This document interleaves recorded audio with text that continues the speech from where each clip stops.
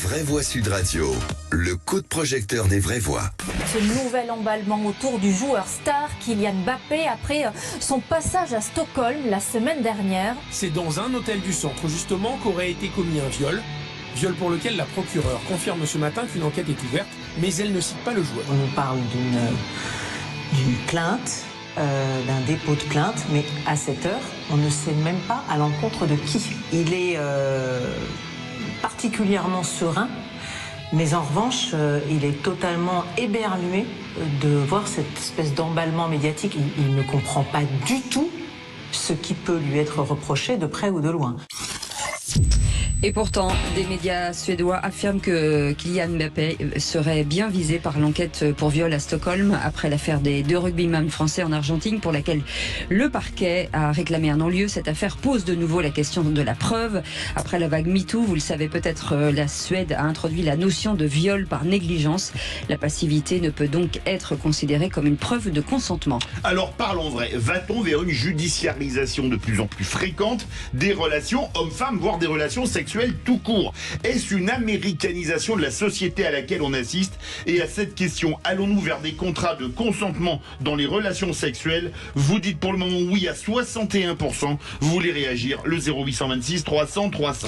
Et notre invité, c'est Sandrine Pégan, avocat spécialiste. Bonsoir maître, merci d'avoir accepté notre invitation. Philippe Bilger, c'est un sujet compliqué, difficile. Si je comprends bien, la question de Sud Radio, pertinente comme d'habitude, dépasse de très loin le cas de Kylian Mbappé. Ah oui, bien sûr.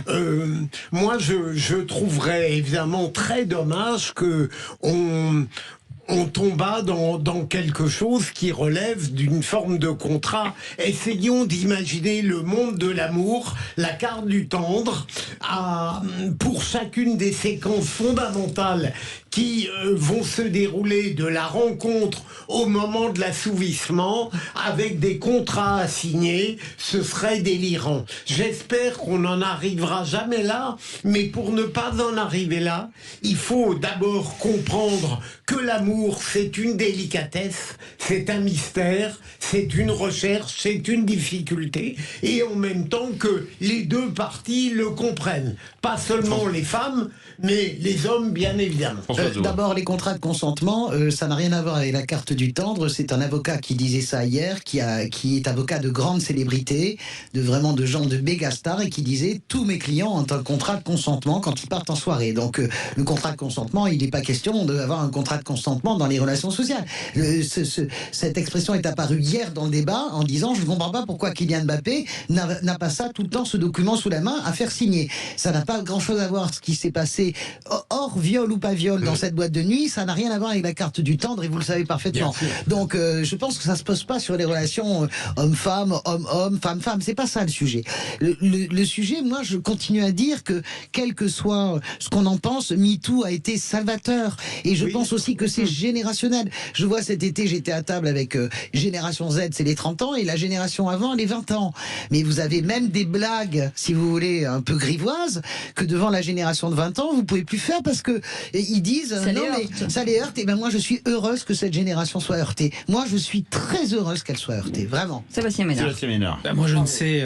Bravo, la génération. Bravo, vous avez raison, Françoise. Moi, je ne sais pas quoi penser. Et tu verras tes enfants, ça va être encore plus. Non, mais vous avez raison, Françoise. Et je ne sais pas quoi penser parce que, effectivement, le fait qu'on ait pu libérer la parole de toutes celles et ceux qui ont pu, parce qu'il y a aussi des garçons qui ont été abusés, oppressés par cette espèce de carcan sociétal, par, je dirais, la puissance écrasante de quelques personnalités médiatiques, etc. Donc tout ça, vous avez raison, complètement raison, Françoise. Après, effectivement, on n'est pas dans ce que vous décrivez, Philippe Bilger. On n'est pas dans on va se compter fleurs bleues, etc. Et non, on est dans des histoires de cul. On est dans des histoires, on est dans de la consommation sexuelle, dans de la rencontre. Consentement. Voilà. Donc, et ce qui me gêne, c'est ça, c'est de se dire qu'à la fin de la fin, on arrivera avec une petite tablette, avec une petite appli pour dire t'es d'accord, t'es pas d'accord, mais attends, est-ce qu'il y a bien ta carte d'identité qui est enregistrée dedans, etc. etc. Non, mais à l'extrême, on va vers ça. Et effectivement, je le déplore. Alors après, il y a, pardon de réagir aussi, il y a le consentement d'avoir une relation sexuelle et le non-consentement de certaines pratiques dans cette relation sexuelle. J'allais absolument émettre la même. Donc il faut un double. On cochera les cases. Sandrine Pégan, qui est avocat pénaliste, maître, j'ai envie de vous dire, est-ce que le mot « elle n'a pas dit non » n'est donc plus un argument recevable? Ce qui est le cas en droit suédois, a priori. Oui, justement, bonsoir déjà à toutes et à tous. La question que vous me posiez, à savoir se diriger vers la contractualisation du consentement dans les relations sexuelles, je vais vous dire le fond de ma pensée, c'est une hérésie totale.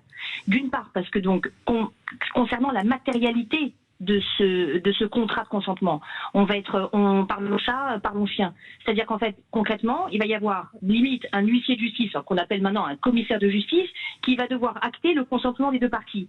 Mais figurez-vous que le consentement, vous pouvez le donner à un moment, et vous pouvez changer d'avis après. Bien sûr. Donc ce document ne vaut strictement rien. Quand on est technicienne du droit comme moi, je vous dis, juridiquement, ça ne tient pas. Et puis en plus de ça, si tant est qu'à un moment donné, on en arrive là, comme ça se passe en Suède, non pas par rapport au contrat, mais par rapport au fait que le consentement doit être prouvé, non plus par la victime, mais par l'accusé, comme quoi il s'est bien assuré du consentement éclairé et libre de sa partenaire. Si on devait en arriver là, ça ouvrirait la voie au contentieux. Regardez le contrat de divorce actuellement. Le contrat de divorce, vous voyez bien que c'est plus un jugement de divorce. C'est-à-dire qu'aujourd'hui, les deux parties, si elles veulent divorcer sur la base d'un consentement mutuel, c'est un contrat de divorce qui est acté par un notaire. D'accord ? Eh bien, figurez-vous que maintenant, il y a des contentieux concernant le vice du consentement. Parce que ce document que vous avez signé, qui ne nous dit pas que finalement, votre consentement a été vicié, qu'il a été usurpé par de la violence, par de la contrainte, et que ça ouvrirait encore un contentieux. Donc c'est pour ça que, selon moi, aujourd'hui, aller vers une contractualisation des relations sexuelles serait une aberration totale, et ça ne servirait pas non plus le système judiciaire, qu'il soit pénal, qu'il soit français, qu'il soit suédois, qu'il soit européen ou autre. Je rejoins ce que dit Sandrine. Moi, il me semble avoir bien compris la question de Sud Radio. Je voulais dire par là que la contractualisation était aux antipodes d'une vie amoureuse authentique. Deuxième élément, là, je vais peut-être minoritaire, mais vous avez évoqué la législation suédoise. Moi, je trouve très dangereuse la possibilité d'incriminer un homme pour viol ou agression sexuelle, si j'ai bien saisi, lorsque la plaignante est passive. Comment peut-il savoir si elle est totalement passive sans être opposée qu'elle ne souhaite pas ce qui va se dérouler? Ça me pose un problème. Moi, oui, tout à fait, parce que si vous me permettez, justement, je rebondis sur ce que dit monsieur l'avocat général, c'est devenu une aberration, parce que figurez-vous que depuis l'application de cette loi en Suède, donc, qui date de juillet 2018, il y a eu une augmentation de condamnation pour viol de 75%. Est-ce que vous vous imaginez? Ce qui veut dire qu'en fait, maintenant, tout le monde peut se retrouver impliqué et condamné pour une histoire d'abus sexuel, parce que la personne ne se serait pas assurée du consentement, et même si elle a été passive. Donc, ce qui veut dire que maintenant, même le body language, ça veut dire qu'elle serait allongée, parce qu'on parle aussi très franc sur les vraies voix. Donc, elle est allongée, elle se laisse embrasser, et bien figurez-vous que finalement, concrètement, on peut être caractérisé à un moment de prédateur sexuel, et pourquoi pas être condamné pour viol par négligence. C'est viol par négligence. Oui, mais moi j'entends, ça me gêne pas du tout ces subtilités. Plus il y a de subtilités, mieux c'est. Écoutez, on sort à peine, et on est encore dans l'affaire Pellico, qui met à jour, et d'ailleurs c'est pas, je rappelle que là, c'est différent, c'est pas une personne sous-droguée. Est-ce que je peux, est-ce que je peux finir, est-ce que je peux terminer, est-ce que je peux finir? Non, mais moi je vais finir parce que je vous parle pas de la soumission chimique, je vous parle de ce que ça montre, l'affaire Pellico. Ça montre aussi une culture du viol, c'est absolument pas des Maghrébins, des Afghans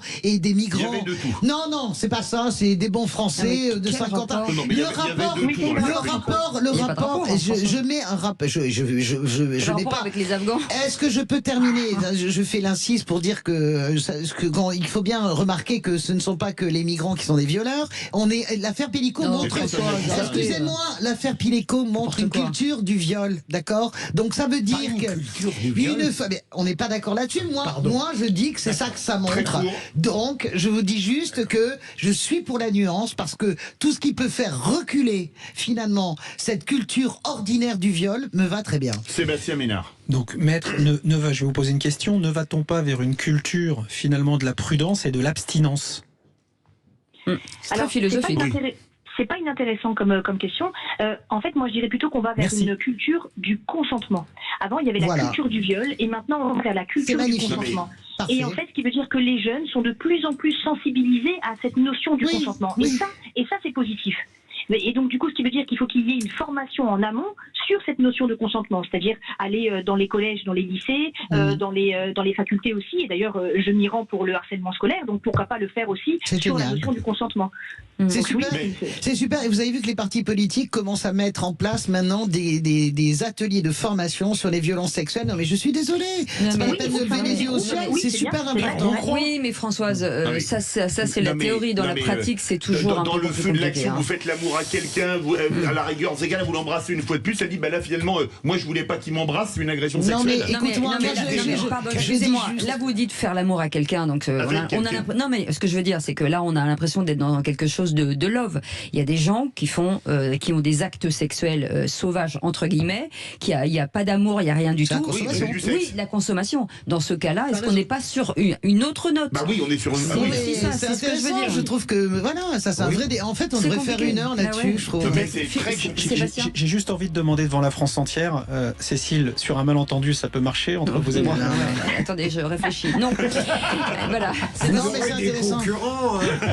Merci beaucoup Sandrine Merci, Sandrine. Pégan, Je vous en prie, merci à vous. avocat pénaliste, d'avoir À été bientôt. avec nous. À Merci bientôt, au revoir. Au revoir dans les vraies beaucoup voies. Philippe Bilger, merci beaucoup Françoise Degois, C'était merci super, beaucoup. vraiment. Qu'est-ce qu'on s'est éclaté. Sébastien Ménard, Ouais. merci. Non, pas Philippe David. Et moi, j'aime pas ma boîte en fait. Je voulais juste vous le dire. Sachant qu'elle Allez. m'a traité de, voyez, hein. Oui, allez, je le garde quand même puisque dans un merci. instant, on reviendra sur le secteur du luxe, moyen de rayonnement de la France à l'international. On en parle dans un instant. À tout de suite. Et puis en plus, je sens que ce soir, je vais conclure. Emiam,